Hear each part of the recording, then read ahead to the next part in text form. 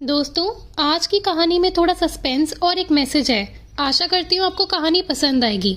चलिए कहानी की शुरुआत करते हैं। मैं रचना हूँ। अभी अभी शादी के बाद मैं और मेरे पति सूरज एक बड़े शहर में आ गए हैं। हम दो ही लोग हैं, एक बड़ा फ्लैट है। मेरे पति की अच्छी जॉब है। मैं कभी कभी ये सोचती हूँ कि मुझे बहुत अच्छा पति मिला है।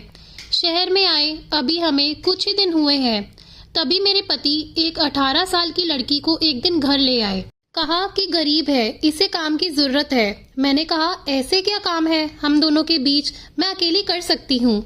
लेकिन उन्होंने बोला ये यही रहेगी और कुछ काम करेगी। मैंने बोला ठीक है। किसी अजनबी जवान लड़की को इस तरह अपने घर में रखना मुझे कुछ समझ नहीं आया, वो भी तब जब मैं मना कर रही हूँ। रात मैंने सोचा कि उनसे पूछूं कि आखिर ये लड़की कौन है, लेकिन रात जब मैं कमरे में गई तब वो अपने लैपटॉप पर मीटिंग में बिजी थे। जैसे ही मैंने दरवाजा खोला, मुझे हाथ से इशारा करके चुप रहने को कहते हैं। मैं बिस्तर के एक साइड पर सो गई। सुबह करीब 7 बजे मेरी नींद खुली। तब मैंने देखा पतिदेव बिस्तर पर नहीं है। मैंने बाथरूम देखा तो वो वहां भी नहीं थे। दरवाजे के पास जाकर जब मैंने किचन में देखा तो मेरे पति हाथ में पैसे लिए उस लड़की को दे रहे थे और वो लड़की रो रही थी। वो उसे चुप भी करा रहे थे। पैसे देखकर वो मुझसे मिले बगैर बाहर मेन डोर से निकल गए।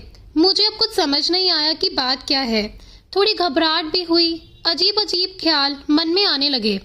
साथ ही ये भी ख्याल आया कि जो मैं सोच रही हूँ ऐसा कुछ भी नहीं हो। मैं बेडरूम से बाहर आई तो लड़की ने मुझे देखकर अपने आंसू पोंछ लिए। मुझे देखते ही वो बोली, मैडम साहब बोले कि वो आज शहर से बाहर जा रहे हैं मीटिंग के लिए, कल शाम तक आएंगे। आप सो रही थी इसीलिए आपको उठाया नहीं। मुझे कहा कि आपको बता दे। मुझे उससे बात करने का बिल्कुल भी मन नहीं था, इसीलिए मैंने उसकी तरफ देखा भी नहीं। बस अब मैं अपने बेडरूम में बैठी कुछ कुछ सोचने लगी। शादी को भी 1 महीना ही हुआ है और मैं उनके बारे में न जाने क्या क्या सोचने लगी। लेकिन उन्होंने मुझे सोचने का कारण भी दिया है। एक तो यह लड़की वो अचानक ले आए। मेरे मना करने के बाद भी उन्होंने इसे यहाँ काम पर रखा और आज वो उसे रुपए भी दे रहे थे। मैंने सोचा कि एक बार फोन पर उनसे बात करके देखती हूँ। मैंने उन्हें फोन लगाया पर उनका फोन स्विच ऑफ बता रहा था। यह पहली बार था जब ऐसा हुआ कि उनका फोन बंद है। अब मेरा सर और भी चकरा गया। इतने में वो लड़की रूम में चाय लेकर आती है। बोली, मैडम चाय। मैंने भी उसको पूछा तुम्हारा नाम क्या है? बोली, राखी। उसके पास फोन भी था और अब वो वाइब्रेट हो रहा था। फोन को रिसीव करने वो दौड़कर मेरे बेडरूम से बाहर गई। मुझे दूर से अब यही सुनाई दे रहा था कि उसने कहा कि मैं आती हूँ। फिर बात करके वो फिर मेरे बेडरूम में आकर कहती है, मैडम मैं 2 घंटे में आती हूँ, मुझे कुछ काम आ गया। इतना बोलकर वो मेरी हाँ सुने बगैर ही चली गई।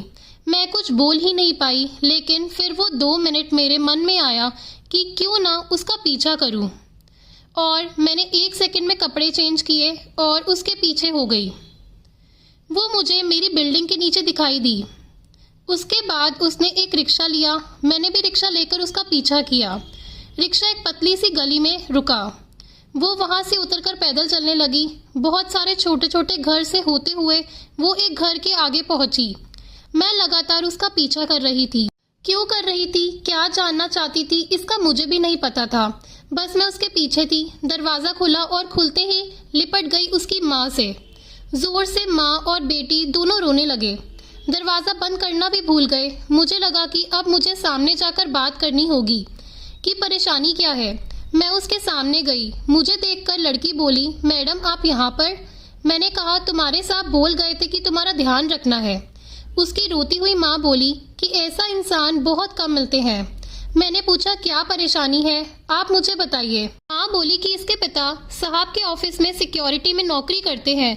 अचानक हार्ट अटैक से उनका देहांत हो गया। इसका एक भाई है, लेकिन उसे पीने और जुए की लत है। वो मेरे पास 1 पैसा नहीं टिकने देता था। मैं अपनी परेशानी लेकर साहब के पास गई और उन्होंने पैसों से हमारी मदद की। साथ ही उन्हें जब मैंने बताया कि इसका भाई ऐसा है तो उन्होंने कहा कि इसका यहाँ रहना सही नहीं है, इसीलिए वो इसे अपने घर ले गए। मैं इनकी बात सुन ही रही थी कि उनका फोन आया। मैंने फ़ोन रिसीव किया। सूरज बोले कि उनका फ़ोन रात में मीटिंग की वजह से चार्ज नहीं हो पाया, इसीलिए बंद आ रहा था।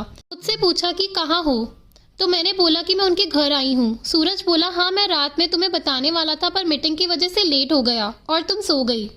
मुझे उस समय जो सही लगा वो मैंने किया, इसीलिए मैं उसे तुम्हारे पास ले आया। मैंने कहा, बिल्कुल ठीक किया आपने। लड़की को लेकर फिर मैं अपने फ्लैट चली गई। अब मैं उसे और अपने पति दोनों को ज़्यादा प्यार करने लगी। दोस्तों, अगर आपको ये कहानी पसंद आई हो तो प्लीज़ लाइक करना और चैनल को सब्सक्राइब करना। धन्यवाद।